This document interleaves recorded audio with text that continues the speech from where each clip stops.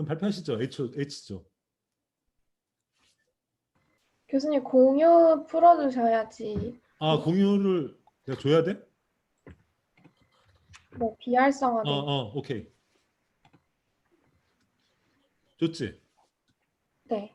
됐어.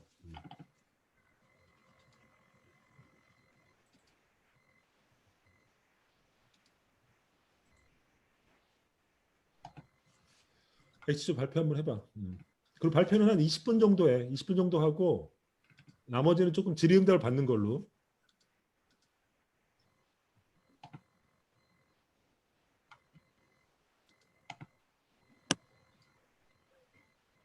네, 보이시나요? 잘 보여. 근데 내가 궁금한 게 이게 이 모니터랑 이 엑셀이랑 뭐가 녹화되는지 잘 모르겠다. 자기들 얼굴 뭐가 녹화되는 거지? 지금 여러분 얼굴이 떠 있는 게 녹화되는 건지 아니면은 이 공유 화면이 녹화되는 건 잘 모르겠어. 합시다. 일단 해봅시다. 네. 네. 음. 네, 안녕하세요. 저는 H조의 미디어 리터러시에 관한 발표를 맡은 이윤경입니다. 네, 저는 영상에서 보셨듯이 언론의 오해나 최근 미디어의 발달로 점점 늘어가는 가짜 뉴스나 편견에 대해 어떻게 대처해야 좋을지 고민하다 미디어 리터러시라는 개념을 찾게 되었고, 이 개념이 아직까지는 조금 생소하기 때문에 많은 분들이 알아주셨으면 하는 바람으로 이 주제를 선정하여 발표하게 되었습니다. 네, 목차를 보시면 미디어 편견의 사례, 미디어 리터러시의 정의, 해외 미디어 리터러시, 우리나라의 미디어 리터러시 결론 순으로 진행하도록 하겠습니다. 네, 먼저 미디어 매체에서 흔히 보여주는 편견 사례를 소개하도록 하겠습니다. 대표적으로 고아와 다문화 사례를 가지고 왔는데요. 먼저 고아에 대한 미디어 편견 사례입니다. 아래 대사들은 드라마나 영화에서 흔히 묘사되는 고아의 모습입니다. 고아는 주로 범죄자로 설정되며 드라마에서는 부정적인 묘사를 위해 그 인물의 서사에 고아라는 설정을 넣어서 표현하고 있습니다. 보호 종료 아동 자립 지원 캠페인 18 어른에 소속된 손자영 씨는 영화 속에 고아원이 나오는데 너무 불안하다. 옆에 있는 친구도 나를 나쁘게 생각하지 않을까? 불편한 시선으로 보지 않을까? 피하진 않을까 등의 5만 가지 생각이 들었다고 이야기합니다. 다음은 다문화 사례인데요. 미디어는 외국인을 동경 집단과 동정 집단으로 나누어 묘사하고 있습니다.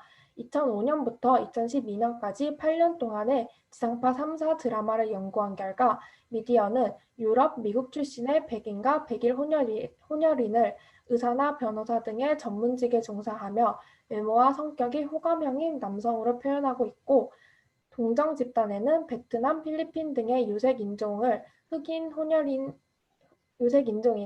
혼혈인을 사회 하류층으로 묘사하고 있었습니다.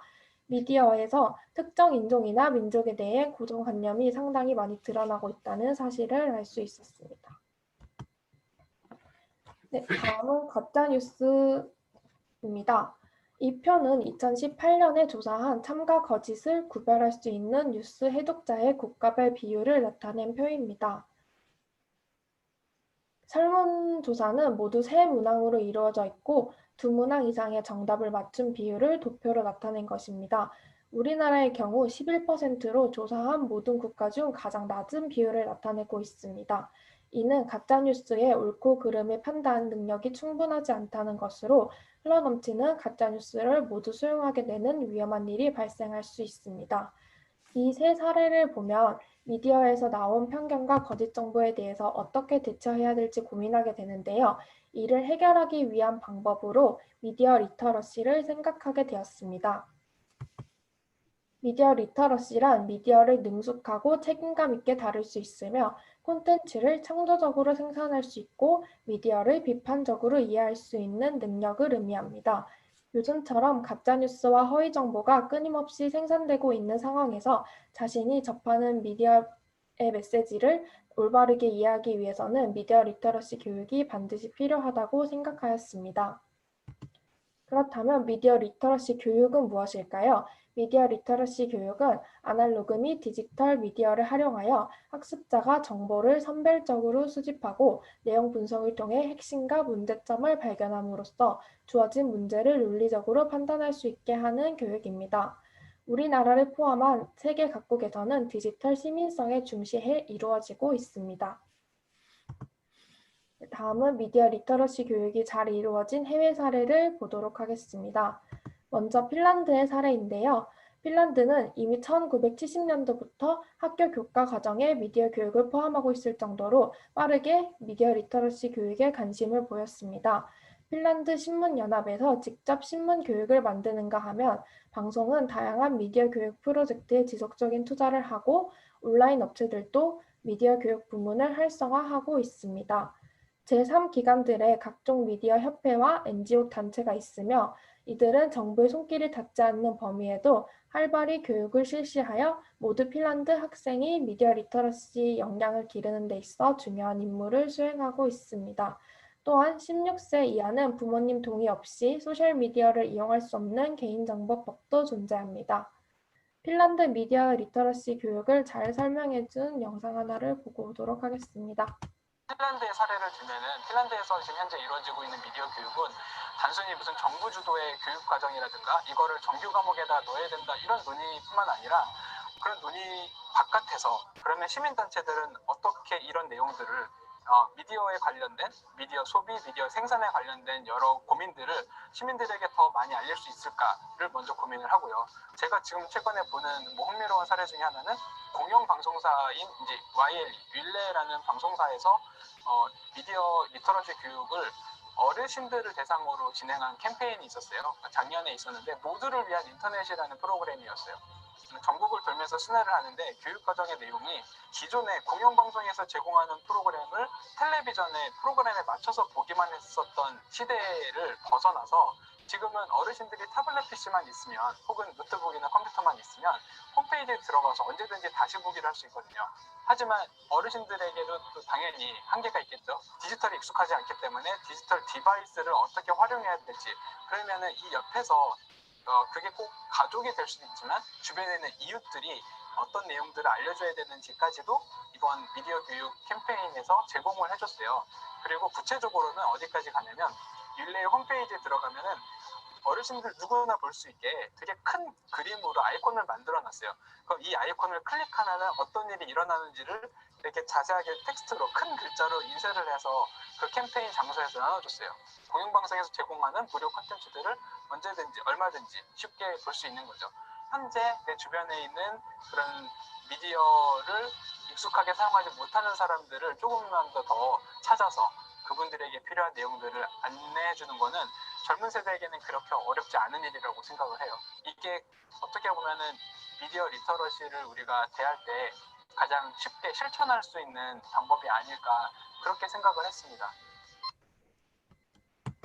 네, 다음은 독일의 사례입니다. 독일은 공영방송에만 무려 1000건이 넘는 미디어 교육 프로그램이 존재하며 신문 구독을 장려하는 미디어 교육의 일환으로 젊은 층의 신문 이용이 다른 나라보다 높다고 합니다. 독일에서 신문 구독을 장려하는 이유는 인터넷으로 접하기 힘든 긴 분량의 텍스트를 접함으로써 미디어 수용 능력을 키울 수 있기 때문이라고 합니다. 독일은 주 정부마다 독자적인 미디어 리터러시 교육 프로그램을 운영하고 있는데요. 대표적으로 서부에 위치한 라인란트 팔츠주의 미디어 리터러시 교육을 보면 프로그램 내용에 컴퓨터 활용 능력 자격증, 스마트폰과 앱, 태블릿 교육 포털, 미디어 활용 및 학습 자료 제공, 무료 온라인 학습 플랫폼 등 다양한 콘텐츠를 제공하고 있습니다. 또한 독일은 학교나 가정에서 모두 미디어 교육이 이루어질 수 있도록 부모의 참여를 위한 프로그램도 존재하며 학교 수업을 목적으로 청소년 미디어 캠프를 열어 미디어 종사자를 직접 만나보는 자리도 마련해주는 등 적극적인 미디어 교육을 표방하고 있습니다. 네, 이거는 독일의 소셜 네트워크 법의 원문인데요. 신고받은 불법 콘텐츠에 대한 보고서 작성이나 처리 과정에 대한 내용 등을 담고 있습니다. 이 법안은 SNS상 혐오 표현과 가짜뉴스를 규제하기 위하여 도입되었으며 가짜뉴스의 생산자가 아닌 유통되는 SNS 플랫폼 사업자를 규제함으로써 가짜뉴스를 규율하는 법입니다. 미디어 리터러시 선진국인 독일과 핀란드에는 공통점이 있는데요. 첫 번째는 청소년이 부모 동의 없이 SNS를 이용하는 경우 제재할 수 있는 법적 방안이 마련돼 있다는 것입니다. 두 번째는 미디어 리터러시를 정규 교과목에 편성하고 있다는 점입니다.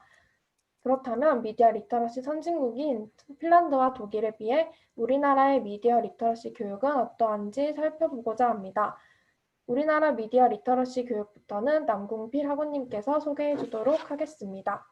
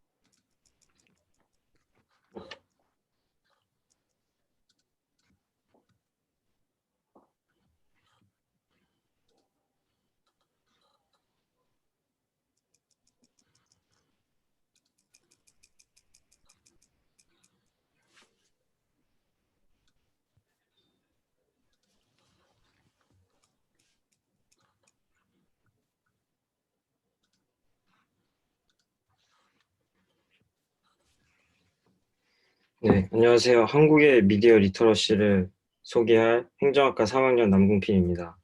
우선 우리나라의 미디어 리터러시의 경우에는 기본적으로 공영방송 유튜브 채널에는 미디어 리터러시에 관한 영상들이 업로드되어 있으며 또한 YTN과 MBN 등의 방송사에서도 미디어 리터러시에 관한 정보를 꾸준히 제공하고 있습니다. 그리고 우리나라의 대표 공영방송이라고 할 수 있는 KBS는 2019년 인천과 경기 지역 12개 중학교를 찾아가 미디어 교육을 실시하였으며 또한 MBC는 방송문화진흥회를 통해 수용자들을 대상으로 하는 미디어 교육을 실시하고 있습니다. 또 EBS는 교육 전문 방송이라는 특성을 살려서 청소년 기자단이 제작한 뉴스를 정규 뉴스 시간에 방송하고 있으며 또한 이러한 여러 기관과 부처 또 지역사회에서도 미디어 리터러시에 관한 참여 행사들을 많이 진행하고 있습니다. 또한 한국에서는 앞으로 미디어 리터러시 교육을 확대하기 위해서 정부 차원에서 디지털 미디어 소통 역량 강화 종합계획을 세워서 디지털 미디어 리터러시 정책 기반을 마련하고 또한 범정부 민관 협의체인 디지털 미디어 리터러시 협의체를 운영하며 미디어 교육의 종합적 지원을 위한 입법을 추진하고 있습니다. 또한 4대 과제를 설정하는 등 자체적으로 노력을 아끼고 있지 않습니다. 위에는 방송통신위원회에서 발표한 디지털 미디어 소통 역량 강화 종합계획에 해당되는 내용입니다. 우리나라에서 진행하고 있는 미디어 교육 면에서 교육부가 주최하는 미디어 교육으로 슬기롭게 누리는 미디어 세상이라는 미디어 리터러시 교육 콘텐츠를 개발하고 이를 통해 미디어 리터러시에 필요한 미디어 지식 탐구, 미디어 콘텐츠 탐색, 그리고 미디어 콘텐츠 이해, 그리고 미디어 콘텐츠 생산, 미디어 콘텐츠 감상, 미디어 콘텐츠 비평이라는 역량을 키워내도록 하고 있습니다. 그래서 이러한 교육 내용에서 무엇보다 학생들의 관심을 끌기 위해 신문기사, 영화 또는 동영상을 사용해 미디어 리터러시 교육을 시작했고 비판적 이해와 질문을 촉진하기 위해 토론과 분석, 글쓰기, 미디어 제작 활동 등을 시행하고 있습니다. 또한 최근에는 독일 법안과 유사한 가짜뉴스 방지법 제정을 논의하고 더불어민주당 박광원 의원이 발의한 가짜정보 유통 방지에 관한 법률안에는 포털 사업자가 혐오 차별 표현과 가짜뉴스를 신고 기준 24시간 안에 삭제하도록 의무화하고 가짜뉴스 처리 업무 담당자를 별도로 채용하는 등의 내용이 담겨 있습니다. 이처럼 가짜뉴스로 가득한 국내 유튜브에 대해서는 아무런 대책이 없는 등 미디어 리터러시의 분명한 한계점이 드러나고 있습니다. 이외에도 이 한국의 미디어 리터러시 교육을 위해서 학생들과 교사들에게 설문조사를 한 결과 교사는 미디어 리터러시의 교육 환경 개선을 해결해야 할 가장 우선적인 과제로 뽑았고 학생은 체험과 실습 중심의 교육이 이루어져야 된다고 대답한 바 있습니다. 마지막으로 최근 코로나19 시대에서 교육부가 발표한 저희가 가져야 할 미디어 리터러시 자세에 대한 내용들을 보여드리도록 하겠습니다. 저는 이 중에서 특히 2번째 항목과 8번째 항목을 가장 중점을 두고 싶은데 이 미디어 생산자들이 갖고 있는 특정한 관점이 정보를 왜곡하고 있지 않는지 확인하고 또한 관련 뉴스와 영상을 지나치게 반복하여 보면서 불안감을 느끼지 않도록 하는 것만으로도 가짜뉴스의 바다에서 충분히 헤엄쳐 나올 수 있는 자세를 갖출 수 있다고 생각합니다. 그리고 마지막으로 저희가 생각한 결론은 우선 현대경제연구원이 발표한 가짜뉴스가 한국 사회에 끼친 경제적 손실 금액은 자그마치 30조 원에 달한다고 합니다. 이는 한국의 연간 GDP 대비 7.5%에 달하는 엄청난 금액이며 미디어 리터러시는 무분별한 정보로 가득한 혼란의 21세기에서 꼭 필요한 역량이라고 할 수 있습니다. 다만 미디어 리터러시는 경험적으로 자연히 획득할 수 있는 능력이 아니기에 미디어 리터러시를 키울 수 있도록 사회적 교육적 지원이 필수적이라고 생각합니다. 이에 미디어 리터러시를 갖춘 사회가 되기 위해서는 교육자뿐만 아니라 사회 구성원 모두의 고민과 성찰이 반드시 필요합니다. 저희의 발표를 듣고 이러한 미디어 리터러시에 대해 깊은 생각을 한번 가져주시길 바라며 이만 발표를 마치도록 하겠습니다. 긴 발표 들어주셔서 감사합니다. 잘했어. 잘했고 수고했고 그 질의응답을 좀 해보겠는데 같은 조끼리는 질의응답이 없겠지. 자기들은 다 이 내용을 합의된 거지. 자기들은 다 합의하고 한 거잖아, 그지? 이렇게 하면 네. 좋겠다고, 그지? 예. 그러면은 편의상 제의조 중심으로 내 물어볼게. 형준 씨, 임영준 씨, 임영준 씨, 이주열 씨, 주열 씨, 네. 주열 씨 카메라 좀 켜봐. 아, 저 카메라는 켜져 이거 제 노트북 마이크가 안 돼서 핸드폰으로 마이크 따로 하고 있고 노트북 캠 켜져 있습니다. 얼굴이 안 나오는데? 주열 씨 얼굴이 안 나와. 여기 캠 쪽 보시면 이주열이라고 다른 계정으로 지금 캠이 켜져 있는데 주열 씨 얼굴 보여? 안 보이지 자기들도. 그지? 저 교수님 보입니다. 보여? 아 덕준 씨는 보여? 아 나만 문제구나. 그러니까 말씀하시는 계정은 검정색인데 어. 제 컴퓨터 상으로는 그 계정 바로 옆에 화이트보드 앞에서 얼굴 아, 보여주시고 아, 계시는 그래? 것 같아요. 네. 그러면은 가만 있어봐. 왜 난 안 보이지? 네, 제 핸드폰 캠 켜겠습니다. 그러면. 오케이 주열 씨. 주열 씨 발표 들었지? 네. 논평 한번 해봐. 궁금점 물어보든지.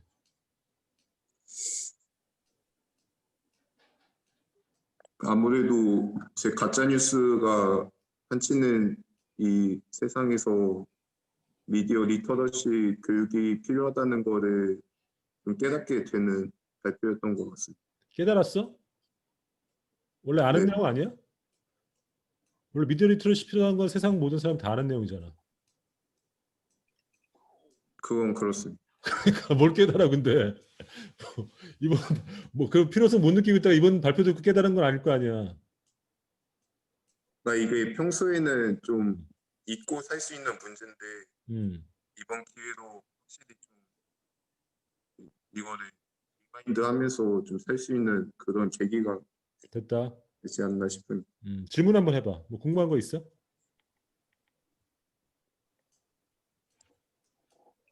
발표 들으면서 궁금한 점은 딱히 없었던 것 같아요. 오케이 알겠어요. 지환 씨, 임지환 씨. 네. 지환 씨. 발표 네. 논평이나 궁금증 질문 한번 해봐. 저는 평소에 그 미디어 리터러시에 대해서 약간 애매한 개념을 갖고 있었는데 이번 발표를 통해서 좀 명확하게 알 수 있었고 좀 해외 사례와 한국 사례를 비교해서 음, 뭐 한국이 좀 나아가야 될 점을 좀 알게 되었는데 약간 음, 저도 유튜브를 보면서 이제 가짜 뉴스가 이렇게 계속 판치게 되는데 음, 그거에 대해서 이제 명확하게 정부가 규제를 하지 않는 것 같아가지고 음, 그거에 대한 좀 그거 가짜 뉴스를 좀 정화할 수 있는 그런 방안이 어떤 게 정확하게 있을지가 좀 궁금했었어요. 음. 우리 저번에 중간고사 시험 문제가 가짜 뉴스를 규제할 것인가 안 할 것인가 이 문제였지. 가짜 뉴스에 대한 그 가중처벌 문제 이 문제를 동의하는지 안 하는지 이 문제였는데 지원 씨 입장은 뭐였어? 저는 가짜 뉴스를 규제해야 된다고 생각했습니다. 왜? 왜냐 왜냐하면 이제 가짜 뉴스가 이제 점차 이 시간이 지나가면서 많은 사람들에게도 좀 더 많은 피해를 주고 연예인들 같은 경우도 이제 가짜 뉴스를 통해서 약간 많은 피해를 본 사례가 나타나기 때문에 음, 이제 좀 두고 볼 수는 없고 좀 음, 사회적으로도 징벌적 손해배상 제도를 통해서도 이제 가짜 뉴스를 규제해야 된다고 저는 음, 생각했어요. 오케이. 이제 좀 이따 기다려봐. 장진 씨, 네, 화면 좀 켜봐 한번. 네. 논평이나 질문 한번 해봐. 일단 저도 미디어 리터러시에 대해서 중요하다는 생각은 했는데, 음, 그렇게 해외에 조금 더 체계적으로 자리가 잡혀 있는지는 몰랐었기 때문에, 음, 이번 발표 듣고 그런 해외 사례들도 알 수 있어서 좋았고요. 음. 따로 질문 사항은 없습니다. 없어? 네. 혜영 씨, 전혜영 씨, 네, 자기도 듣고 논평이나 잘 나와, 잘 나오고 네. 앞머리도 가지런하게 잘 나와. 그 뭐냐 논평이나 질문 한번 해봐. 저는 일단 사람들이 모두 미디어 리터러시가 필요하다는 생각에는 동의를 하는데, 음, 그거를 일상에서 실천을 하느냐 하면은 뭐 따로 공부를 하거나 그러는 경우는 보편화되어 있진 않잖아요. 그런 음, 면에 있어서 이번 발표에서 이제 어느 방송사들이나 나라에서 음, 교육을 해주고 그런 거를 함양하려고 키우려고 한다는 사실을 알고 이제 되게 도움이 많이 되는 정보라고 생각을 했습니다. 오케이. 질문은 질문은 딱히, 네. 덕준 씨, 네, 교수님. 자기 논평이랑 질문 한번 해봐.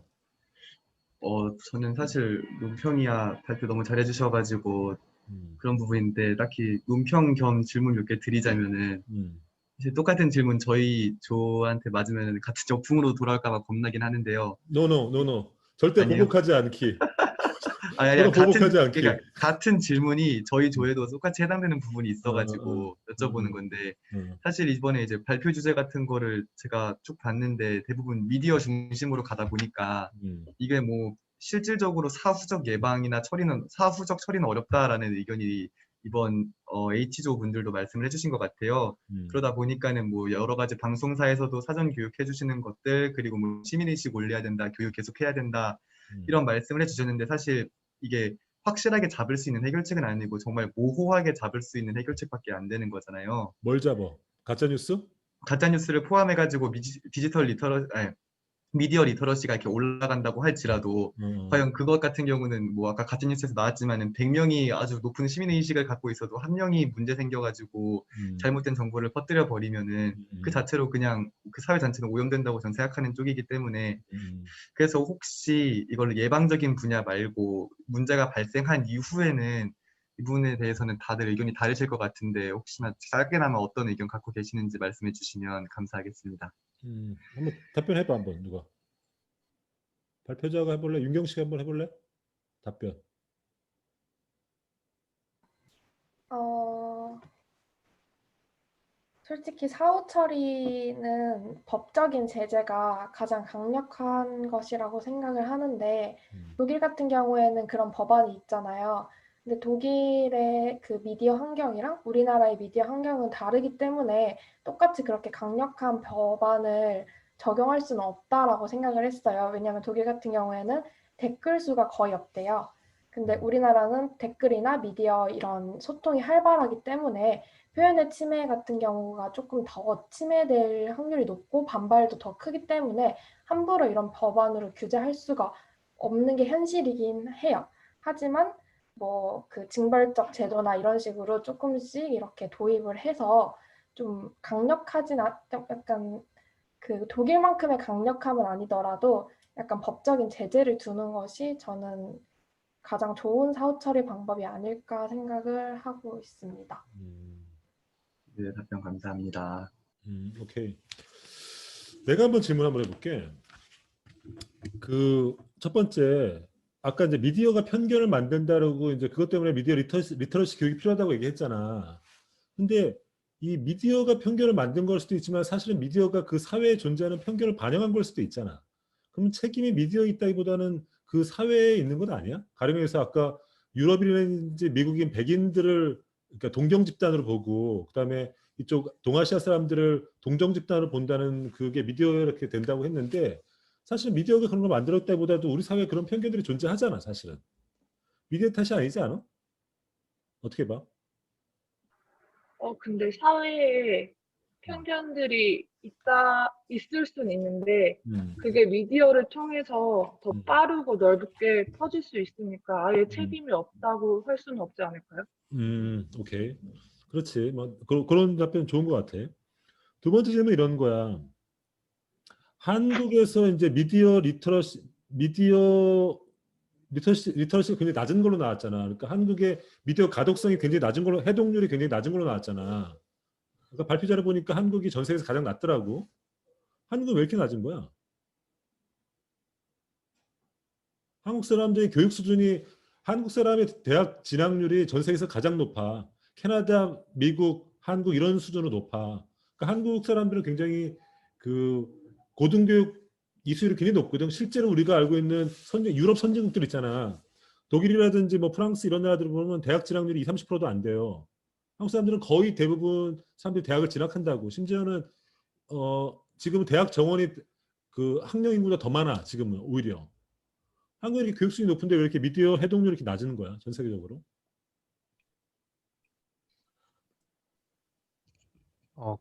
근데 다른 나라 해외 같은 경우는 음, 미디어 교육 같은 게 지속적으로 되는데 우리나라는 그런 미디어 교육 자체가 전혀 없이 음, 오히려 미디어 교육보다는 조금 더 뭐 국영수 위주로 가던가 조금 더 실생활에 영향을 많이 주는 학문 위주로 가다 보니까 음, 미디어를 좀 비판적으로 수용하는 능력을 어릴 때부터 길러야 되는데 그런 부분이 부족해서 좀 낮게 나오지 않을까요? 그리고 인터넷이 너무 활발하게 보급이 되니까 음, 이제 미디어 정보를 그냥 가감 없이 수용하다 보니까 더 낮게 나오지 않을까 생각합니다. 오케이. 그런 의견이 있을 수 있고. 정현 씨는 어떻게 봐? 왜 이렇게 우리나라는 교육 수준이 높은데 대학 진학률도 높고 교육 수준 문맹률도 높 아니 문자 해독률도 높고 교육 수준 높은데 왜 우리는 이렇게 그 뉴스 그 해독률이 낮은 거야? 저희가 발표 마지막에 말했듯이 이런 미디어 리터러시 능력은 이렇게 뭐 자연스럽게 이렇게 갖출 수 있는 능력이 아니라 다 교육에 의한 거라고 저희는 생각했거든요. 그래서 약간 그런 중요성에 대해서 되게 덜한 것도 있었고, 우리나라에서는 저희가 조사를 하면서 알게 된 게 약간 그 미디어 리터러시 교육 자체도 우리나라는 약간 좀 미디어를 만들어내는 그런 거에 대한 교육은 많은데 약간 받아들이고 비판적으로 어떻게 수용해야 되는지 이런 거에 대한 교육이 좀 부족하다는 느낌을 받았어요, 저희는. 그래서 그런 면이 드러나지 않았을까 생각합니다. 네. 오케이. 또 물어볼게. 지금 이제 미디어 리터러시 교육하는 국가 중에서 핀란드랑 독일 사례 얘기했잖아. 하나 물을게. 미국이나 영국 이런 나라도 하나? 네, 미국도 있습니다. 다른 나라도 많이 있습니다. 하고 있어? 네. 이태리나 이런 나라, 그리스 이런 나라도 하고 있어? 이태리랑 그리스는 잘 모르겠는데, 예, 다른 나라 그러니까 핀란드, 독일, 미국은 확실하게 있고 약간 북유럽 쪽에는 확실하게 있는데 다른 국가들은 잘 모르겠습니다. 이 자기 이제 모범 사례로 이제 핀란드라든지 독일 같은 걸 이렇게 모범 사례이기 때문에 이제 자료가 많았겠지, 그지? 많았는데 이런 거 한번 생각해봐. 왜 북유럽 국가들 있잖아, 핀란드, 스칸디나비아 국가라든지 독일 이쪽 계열 나라들이 왜 미디어 리터러시 교육을 잘할까? 윤경 씨, 한번 그런 거 생각해 본 적 있어?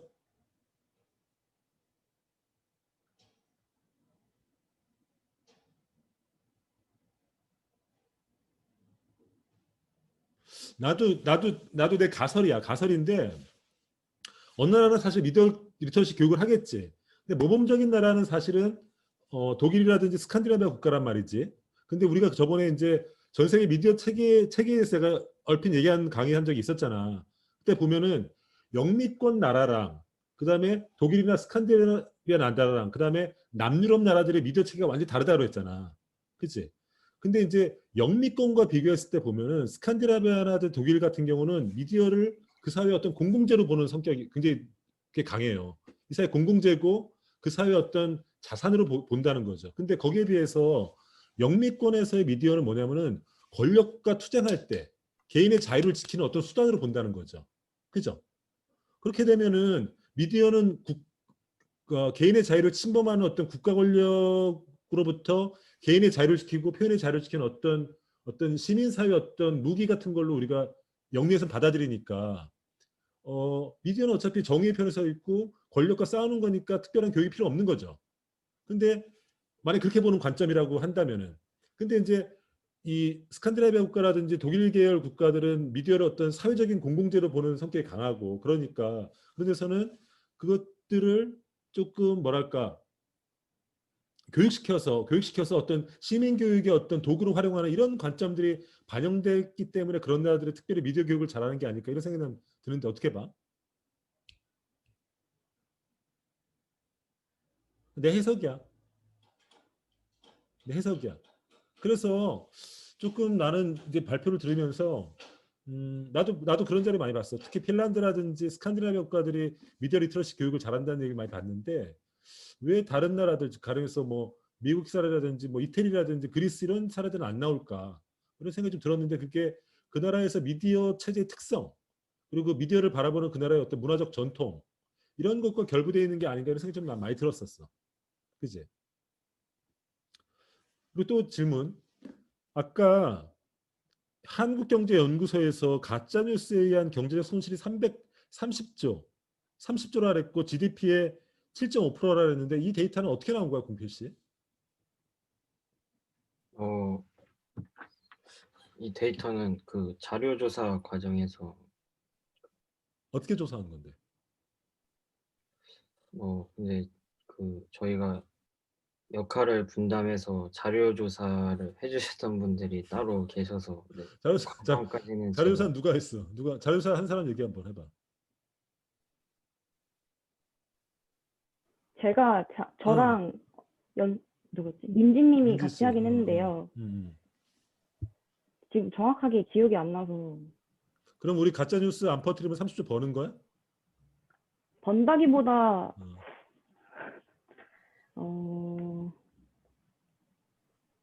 안 잃어도 되는 돈을 가령 가짜 뉴스에 의한 경제 손실이 어떤 게 있는 거야, 그게? 가짜 뉴스에 대한 잠시만 시간을 좀 주시면 감사하겠습니다. 제가 말해도 될까요? 말씀하세요. 네. 돼지고기 그런 뉴스 같은 거 막 그 병 같은 거 걸리잖아요. 그러면 그런 거를 막 퍼뜨려가지고 실제로는 사람이 섭취해도 안전한데 뭐 약간 가짜 뉴스를 퍼뜨려서 돼지고기 소비가 줄어든다. 이런 식의 사례를 들 수 있을 것 같습니다. 그런 거. 그러니까 기업의 피해 같은 거. 네. 그지. 오케이, 알겠어. 그래서 결국 그런데 나는 이렇게 봤어. 자기들 이 H조의 미디어 리터러시의 의미를 나는 뭘로 봤냐면은 우리가 이제 가짜 뉴스가 많이 있잖아. 그리고 독일의 사례 같은 경우에 독일은 이제 플랫폼 업체에 대해서도 그러니까 욕을 할 수 있다는 거 아니야. 지금 가짜 뉴스를 빨리 처분하 사실은 그게 가짜 뉴스법이야, 혐오 뉴스법이야? 둘 다입니다. 둘 다야? 네. 어쨌든 그러면 이제 가서 트위터라든지 페이스북에서도 직접 플랫폼 사업자에 대해서도 처벌할 수 있다는 거잖아. 그러면서 이제 가짜 뉴스를 국가가 나서서 규제할 것인가 말 것인가가 이게 논쟁이고 우리 중간고사의 또 주제였잖아. 여러분 답안지를 보니까 굉장히 의견이 팽팽하더라고. 팽팽한데 나는 이제 그것들을 해결하는 어떤 돌파구로 봤어. 다른 예를 들어서 시민들이 뉴스를 보고 혹은 미디어의 내용을 보고 스스로 소스를 추적해 나가고 그 뉴스의 진위성 혹은 진실성을 분별하는 능력이 있다면은 정부 규제가 없어도 되는 거잖아. 그렇잖아. 근데 만약에 이제 그런 것이 없다고 믿기 때문에 국가가 나서서 규제를 하는 거잖아. 그렇잖아. 그러니까 일종의 우리로 얘기하면 이른바 제3자 가설 같은 거지. 그러니까 규제를 만들 때 규제의 대표적인 근거 중에 하나가 제3자 가설이거든. 나는 구별할 수 있는데 저 제3자는 저 희는 저기에 분명히 속아 넘어갈 거다. 이런 생각이 규제를 만드는 대표적인 근거 중에 하나거든. 그렇잖아. 그러니까 우리가 만약에 일반 시민들이 미디어를 보고 가짜 뉴스와 진짜 뉴스 그리고 뉴스의 소스를 분별하는 능력이 있다면은 정부 규제가 이렇게 과도하게 들어올 필요가 없고 언론자유 침해하는 그 논란도 일으킬 필요가 없을 수 있잖아. 그치? 그러면서 나는 미디어 리터러시의 의미가 있다고 봐.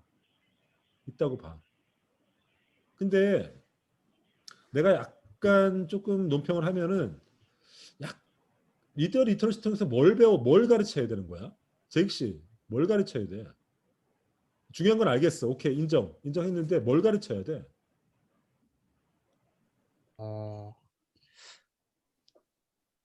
일단은 그러니까 그 미디어에 대해 판별할 수 있는 능력을 길러야 되는데, 뭐 핀란드의 교육 같은 경우는 직접 그 미디어를 이렇게 창조? 뭐 그런 형식으로 만들어 보는 교육을 한다던가, 아니면은 데이터를 분석하는 능력을 좀 기르거든요. 그래서 우리나라도 하게 된다면은, 음, 네, 그렇게 좀 데이터 분석 능력과 함께 어떤 미디어는 좀 수용하면 좋고 어떤 미디어는 조금 이렇게 좀 비판적으로 봐야 된다 하는 식으로 가야 되지 않을까요? 오케이. 윤경 씨는 어떻게 생각해? 우선 미디어를 잘 활용할 수 있는 층에서는 그 미디어가 어떻게 만들어졌는지, 누가 만들어졌는지, 왜 만들어졌는지, 뭐 그 미디어를 통해서 얻는 이익은 무엇인지 이런 거를 본인이 파악할 수 있는 능력이 있어야 된다고 생각을 했고, 나이 든 사람들 층에서는 저희 사례 소개했듯이 미디어 활용 능력이 조금 떨어지시잖아요. 그래서 그런 부분을 잘 활용할 수 있게 도와주는 그런 교육이 필요하다고 생각했습니다. 그건 그냥 디지털 교육 아니야?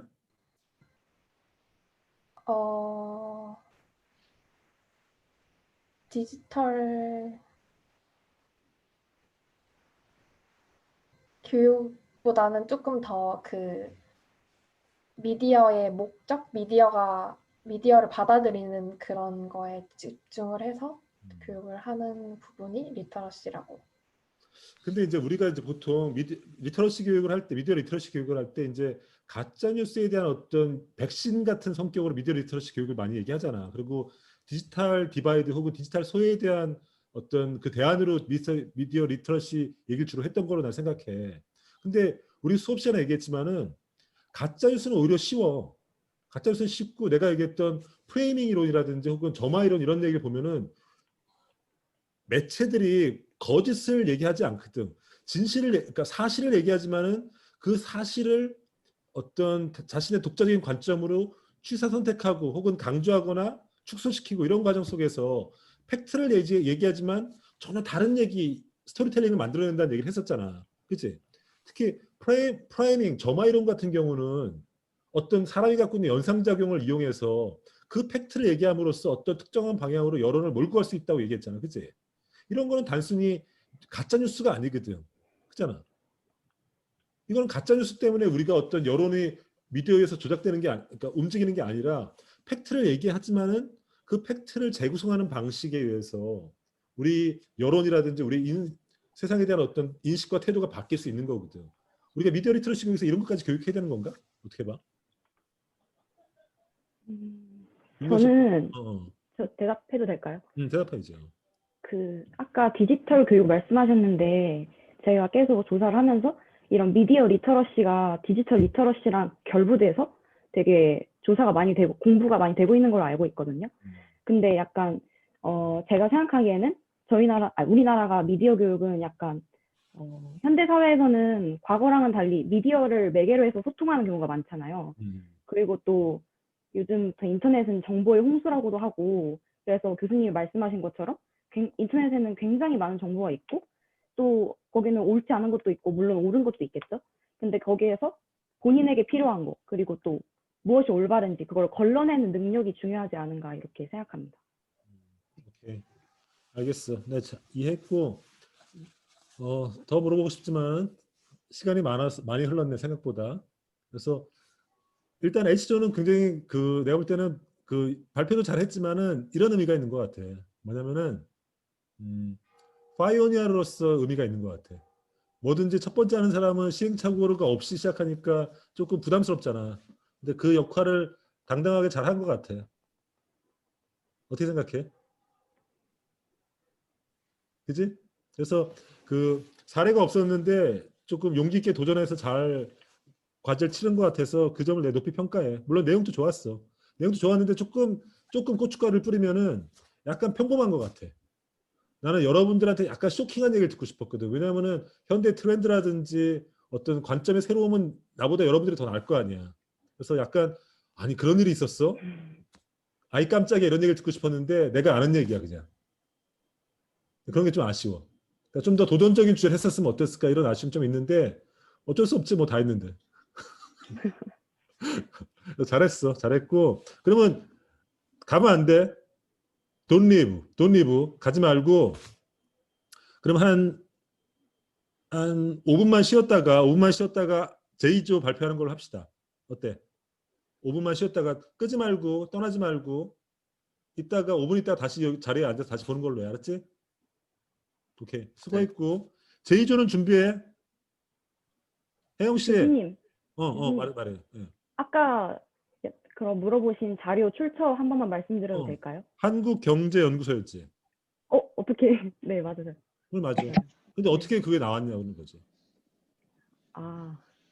그런 사회적 비용이랑 그거 사회적 피해 그렇구나.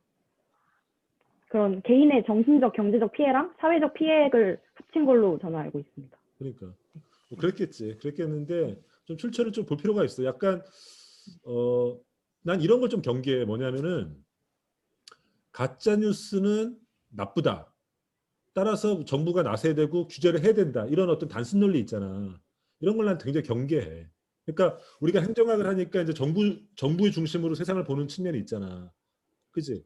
그러면 정부는 시민사회와 경제적인 거를 관할하는 역할을 하니까 웬만하면 정부는 규제 칼을 들고 나오거든. 그잖아. 근데 나는 사실은 규제는 적으면 적을수록 좋다고 보거든. 필요한 규제가 아닐 경우에. 근데 언론의 영역 같은 경우는 시민사회에서 사실은 시민의 자유를 지키고 공론장의 역할을 굉장히 하는 중요한 의미가 있거든. 여기에 정부가 규제 칼을 들이댔을 경우에 굉장히 나는 부작용도 있을 수 있다 보거든. 그러니까 문제가 있으면 무조건 규제를 해야 된다. 이 단순 논리 있잖아. 특히나 우리처럼 우리가 뭐 정부를 운영하는 사람 아니지만 정부를 연구하고 정부에 대한 공부를 상대적으로 많이 한 사람들이잖아. 그러니까 문제가 있으면 정부가 나서 규제한다. 이 관점은 난 굉장히 경계하거든. 그런 관점에서 조금 가짜뉴스 규제에 대해서 조금 신중해야 될 필요가 있다고 나는 좀 많이 생각하는 편이야. 상대적으로. 어쨌든 이게 길어졌는데 그러면 좀 길어졌으니까 1시에 제2조 시작하는 걸로 합시다. 혜영 씨 1시에 시작할 거야. 몸 풀고 있어. 그리고 H조는 수고했으니까 잠깐 쉬었다가 다시 만나자고. 오케이? 수고했어. 감사합니다. 감사합니다. 감사합니다. 그리고 녹화되고 있어.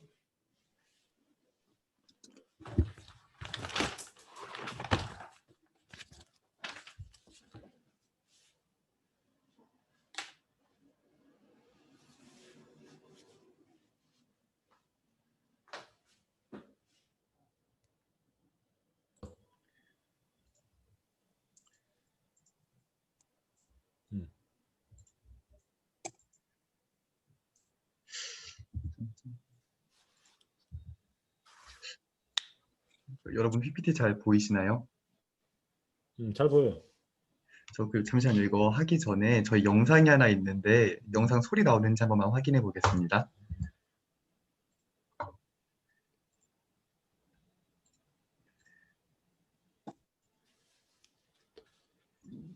소리 잘 들리시나요? 안 들려. 소리 안 들리시나요? 그럼 영상 보여. 그러면 제가 소리는 따로 마이크에다가 핸드폰으로 쏘겠습니다. 네, 그럼 발표 시작하도록 하겠습니다. 주열아고님 시작해 주세요. 네, 안녕하십니까. 제2조 발표를 시작하겠습니다. 저희 조는 주제 선정 과정에서 얼마 전 엄청난 논란이 되었던 텔레그램 엠번방 사건이 뉴미디어에서 발생한 새로운 형식의 범죄라고 생각했고, 뉴미디어 시대의 범죄가 어떻게 변화되고 있는지, 이에 따라 우리는 어떠한 대처를 해야 하는지 알아보고자 하였습니다. 그래서 저희는 뉴미디어에서 일어나는 범죄 사례들을 살펴보면서 뉴미디어에서 일어나는 범죄들이 어떠한 특성을 가지고 있기 때문에 위험한지 알아보고 간단한 해결 방법과 시사점을 논의해보고자 합니다. 네, 넘겨주세요. 우선 뉴미디어의 특징이 뉴미디어 범죄의 특징으로 나타나기 때문에 뉴미디어를 알아봐야 할 필요가 있습니다. 사실 뉴미디어라고 해도 특별히 새로운 것이 아닌 전자기술이 발전함에 따라 기존의 대중매체의 새로운 기술이 결합된 형태의 미디어입니다. 간단하게 말해 온라인 매체라고 할 수 있으며 대표적인 예로는 온라인 신문, 블로그, 그리고 페이스북, 인스타그램과 같은 SNS가 있습니다. 이러한 뉴미디어는 편리하고 진보된 기능을 가지고 있는데, 네, 다음이요. 이를 통해 즉각적인 상호작용이 가능합니다. 뉴미디어는 통신 연결을 통해 디지털화된 정보를 전달하고 다양한 사람들의 의견과 반응을 공유합니다. 이러한 특성 덕분에 수많은 정보의 교환 및 커뮤니케이션의 증가로 사람들은 자신의 생각과 사진 등을 게시함으로써 쉽게 자신을 표현할 수 있게 되었습니다. 그러나 이러한 특성이 뒤에서 자세히 살펴보겠지만 뉴미디어 범죄에서 역기능으로 작용하기도 합니다. 그러면 어떠한 역기능이 있는지 과거 미디어 범죄와 뉴미디어 범죄를 비교하면서 알아보겠습니다. 과거 미디어에서 대표적으로 발생했던 범죄들은 대부분 신문을 활용한 사기 광고였습니다. 사기 광고를 게시해 이를 보고 연락한 사람들과 접촉해 범죄를 저지르는 시기였습니다. 이런 식의 범죄는 아주 옛날부터 존재했습니다. 1925년 조선일보에는 사기 광고에 주의하라라는 기사가 실렸습니다. 이 기사에서는 현대 자본주의가 발달함에 따라 모든 불합리한 별별 수단과 교묘히 발달한 방법으로서 사람의 이목을 속이는 사기술도 상당히 발달되는 모양이다 라면서 청년들에게 입학금이니 하는 명목으로 부당 이득을 취하는 행태를 비판하였습니다. 이러한 범죄 규모는 갈수록 커졌습니다. 1969년 동아일보에는 월 3만 원 보장 구인 광고로 취직 사기라는 기사가 실렸습니다. 신문 광고를 이용 취직을 원하는 농촌 여성들이나 청소년들을 꿰어 각종 술집이나 엉터리 직장, 심지어는 창녀촌에 넘김으로써 사실상 인신매매를 하는 광고 취직 사기犯들이 늘어가고 있다고 밝히고 있습니다. 과거에는 이렇게 신문을 활용한 범죄 수법이 횡행했습니다. 그렇지만 사기 광고 외에 범죄의 형태가 다양하게 나타나지는 않았고 범죄가 사회에 미치는 영향이 지역적, 시간적으로 제한되었습니다. 그렇다면 뉴미디어에서의 범죄는 어떨까요?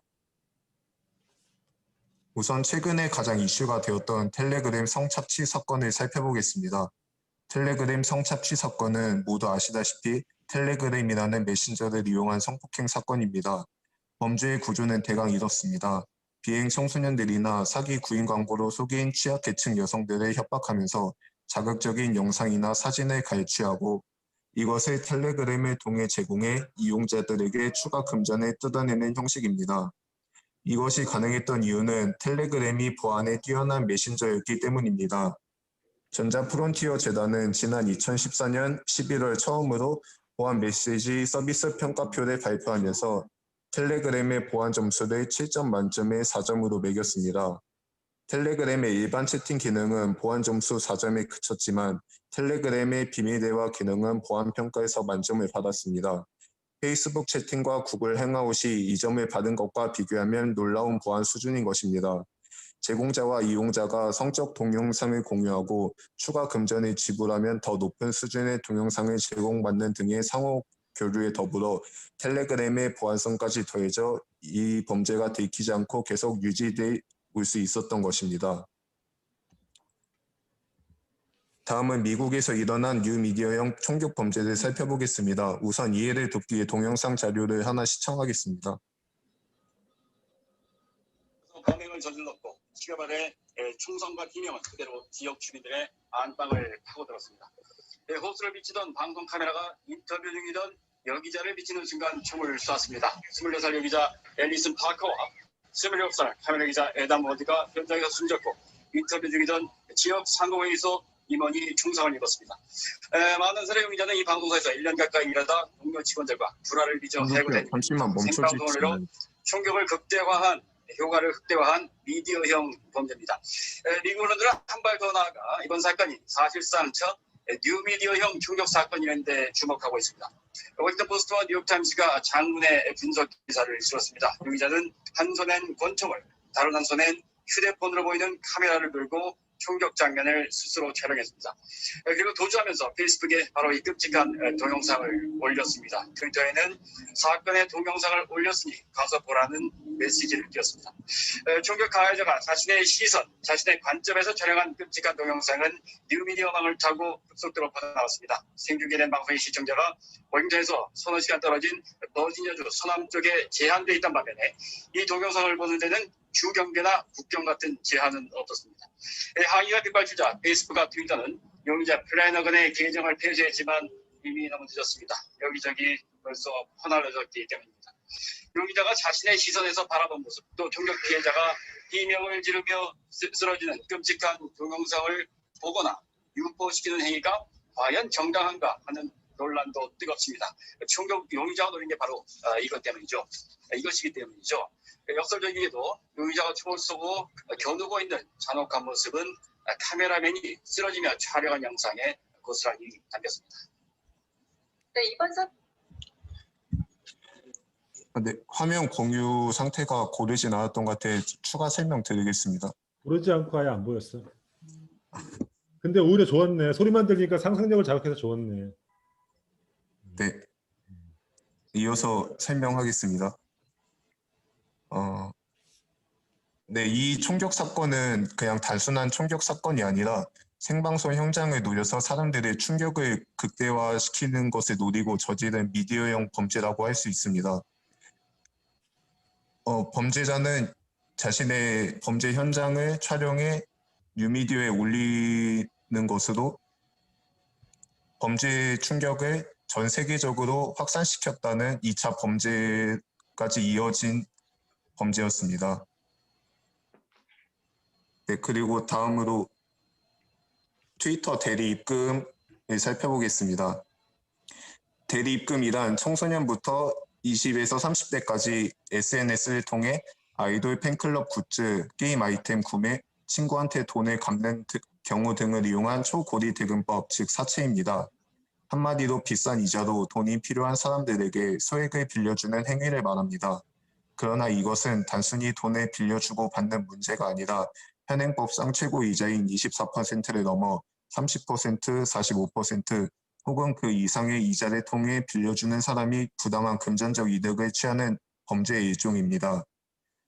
사진에서 보이는 것과 같이 사람들은 트위터 같은 SNS에 급전을 구한다는 내용을 올리기도 하고 또는 대리입금을 해준다는 사람들도 쉽게 찾아볼 수 있습니다.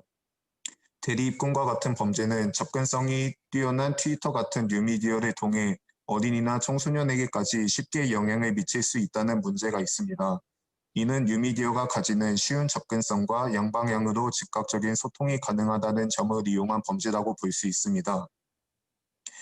그 외에도 가짜 페이스북 페이지를 생성하고 다른 사이트의 페이스북 계정으로 로그인하는 경로를 이용하여 개인정보를 탈취하는 행위, 양방향 소통이 가능하다는 점을 이용한 가족이나 지인을 사칭하여 자금 이체, 상품권 구매, 개인정보를 요구하는 메신저 피싱도 예전부터 지금까지 꾸준히 문제가 되고 있습니다. 이렇게 살펴본 뉴미디어 범죄의 특징은 주로 신문을 이용했던 과거와 달리 텔레그램, 페이스북, 트위터와 같이 수단이 다양화되었고 이러한 뉴미디어에서는 누구나 가지고 있는 스마트폰을 이용해 쉽게 접근할 수 있기 때문에 청소년이나 노인도 쉽게 범죄에 휘말릴 수 있는 문제를 가지고 있습니다. 또한 양방향으로 즉각적인 소통이 가능하기 때문에 충분히 고민해보나 주변의 조언을 듣기 전에 범죄가 발생하게 됩니다. 또 뉴미디어를 이용한 범죄에는 시간적 제약이나 공간적 제약이 없기 때문에 사회 전체적인 문제가 되어 큰 파장을 일으킬 우려가 많습니다. 그렇기 때문에 뉴미디어를 이용한 범죄를 억제하는 것은 굉장히 중요하다고 할 수 있습니다. 그래서 이러한 뉴미디어 범죄를 어떻게 하면 효과적으로 예방하고 해결할 수 있는지 정덕준 학우님께서 발표해 주시겠습니다. 네, 이어서 해결 방안을 발표할 정덕준입니다. 먼저 주열 학우님이 말씀해 주신 미디어 범죄의 특징을 간략하게 제가 다시 정리해 보자면요. 매체 수단의 다양화와 그리고 뛰어난 접근성 그리고 양방향적 소통으로 인해서 큰 파장력이 되고 있다는 것이 가장 큰 범죄의 특징이라고 할 수 있습니다. 또한 트위터 등의 문제는 옛날 같은 경우에는 모두가 은행에 직접 가가지고 금전 거래를 하는 시대가 있었는데 점점 모바일이나 인터넷을 통해서 금전 거래가 가능하게 됨으로써 그러한 여러 가지 뉴미디어의 발전이 범죄로까지 이어질 수 있다는 문제점을 시사하고 있습니다. 먼저 첫 번째로 문제를 저희가 제시했던 텔레그램 성착취 사건에 대해서 제도적 차원으로는 어떤 해결책이 존재하는지 말씀드리겠습니다. 2020년 5월에 입법된 이른바 N번방 방지법이란 것이 있습니다. 디지털 성범죄물에 대한 강력한 처벌과 인터넷 사업자의 의무 강화가 필요하다는 사회적 합의에 따라 N번방 방지법이 5월 20일 국회를 통과함으로써 이제 더 이상 사적인 대화는 검열하지 않으면서 일부 음란물 또는 성추행, 성폭행 자료들의 공유가 법적으로 금지되고 있습니다. 보시면은 신고자에 대한 포상금이나 생산 유포자에 대한 강력한 제재를 통해서 법무부와 경찰청 등 관련 부처 기관에서 함께 대응하고 있다는 것을 알 수 있습니다.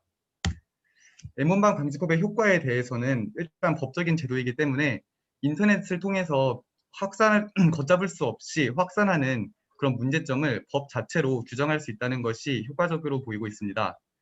보시면은 이런 법 개정으로 공개된 인터넷 공간에서의 재유통이 효과적으로 차단된다면은 그간 끊임없이 시달려댔던 피해자의 고통을 덜 수 있겠다는 것이 가장 큰 제도적 차원의 효과로 보이며 무엇보다도 디지털 성범죄물에 대한 시민의식이나 법제화를 통해서 사람들의 의식이 고양되었기 때문에 기술적, 관리적 차단 조치 의무뿐만 아니라 시민적 의식까지 반영될 수 있다는 것이 이번 텔레그램 성착취 사건을 통한 N번방 방지법의 효과라고 볼 수 있습니다. 보시면은 성폭력 범죄의 처벌 등에 관한 특례법 개정안이란 것이 바로 제가 말씀드린 N번방 방지법입니다.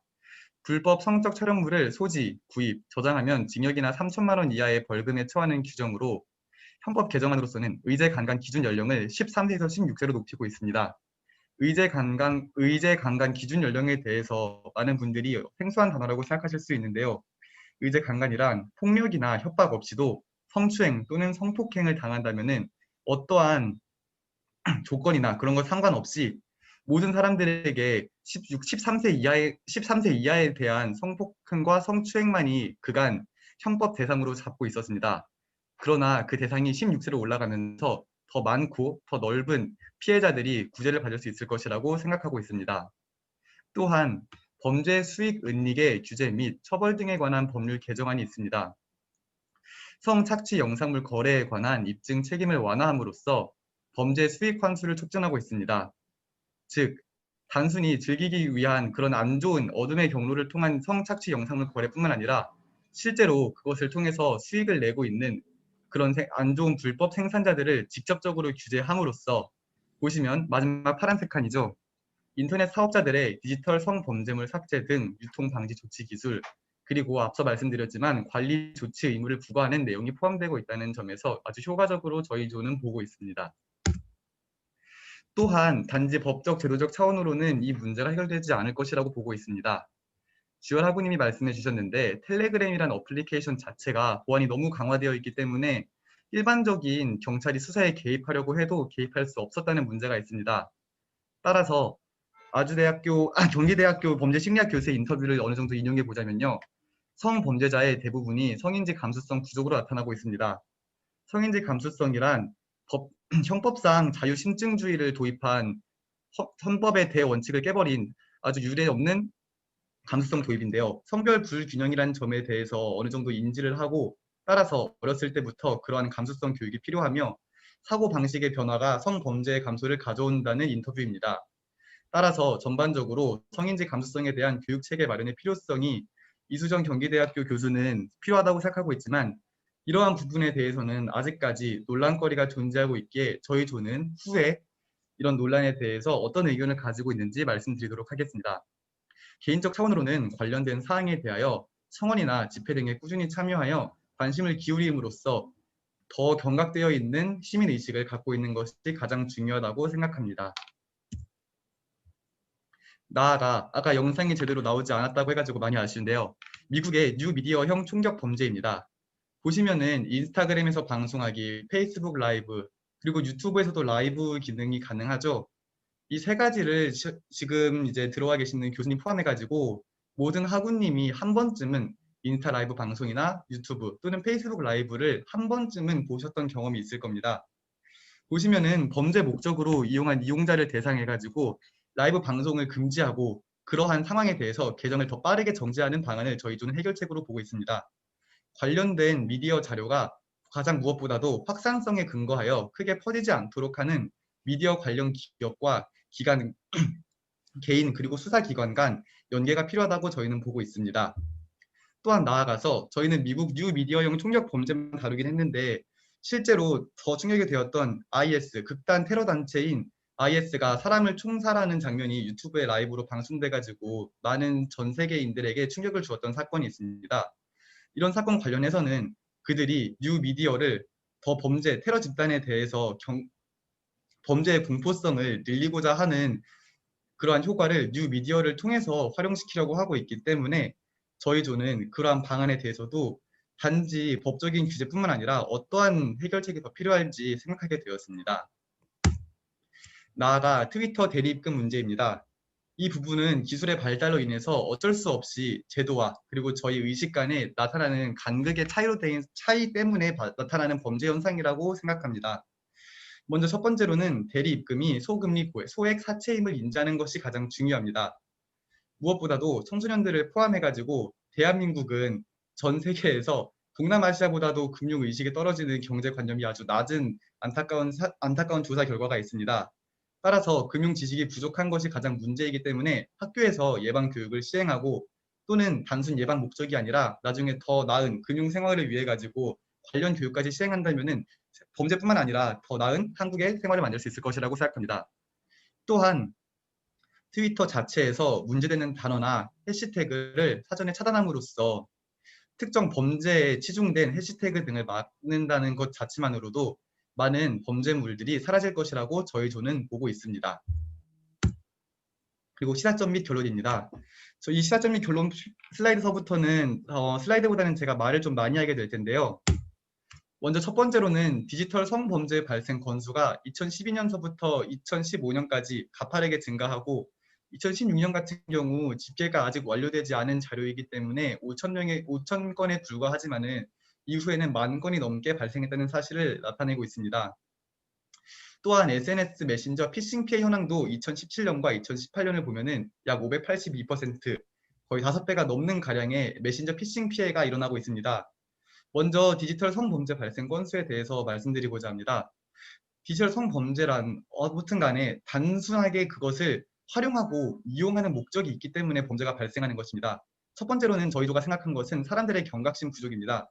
아무래도 디지털 세계에서 익명화가 점점 더 강해지고 있기 때문에 내가 이러한 사실을 범죄를 저지르고 있다는 그 사실을 망각한 채 아무도 모르고 또는 그것이 범죄인 것 자체도 모른 채 디지털 성범죄와 관련이 되어 있을 수도 있으며 두 번째로 SNS 메신저 피싱 같은 경우에는 아주 직접적으로 개인정보 유출과 전 관련이 있다고 생각하고 있습니다.